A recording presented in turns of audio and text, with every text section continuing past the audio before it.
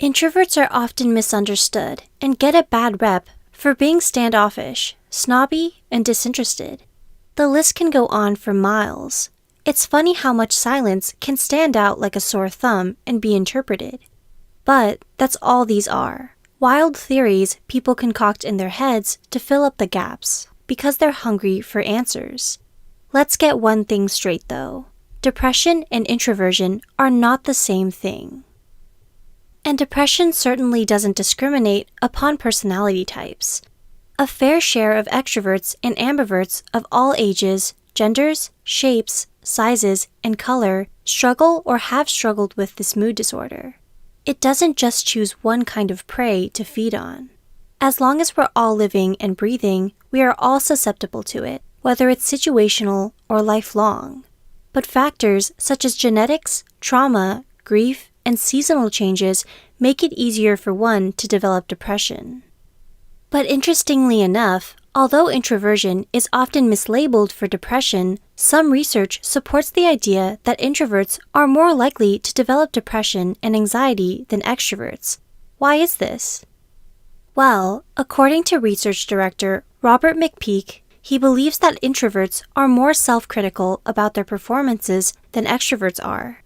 Jennifer Grandman, founder of the online community Introvert Dear, also believes that living in a world that overstimulates and demands a lot from introverts to conform to extroversion would only promote more negative self-talk. Instead of adding more pressure on introverts, let's try to promote self-acceptance, shall we?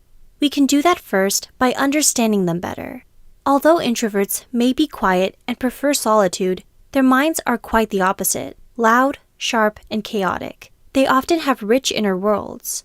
This is where they may harbor dark thoughts and conflicting emotions, since they have a habit of working their problems out independently.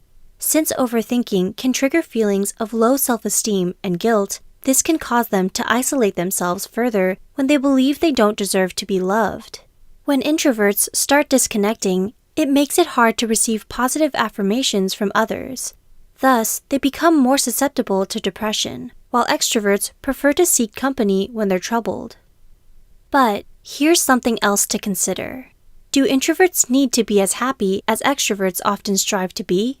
Boston College psychologist Maya Tamir did a series of studies that proved introverts would rather maintain a neutral emotional state when they were presented tasks, such as giving a speech or taking a test that involved rational thinking. Meanwhile, extroverts preferred to be stimulated by happy thoughts in order to complete the same tasks. This concludes that introverts simply don't need the same kind of entertainment extroverts crave. But that doesn't mean they don't need social interactions. They just prefer not to go out of their way for small talk and would rather stick around for more depth and meaning. What do you think? Are you an introvert? Have you struggled with depression? Please share your thoughts with us below. In our description box, we've also included a link to depression hotlines in case anyone needs to talk. Don't forget to subscribe to our channel as well for more helpful tips, and share this video with others.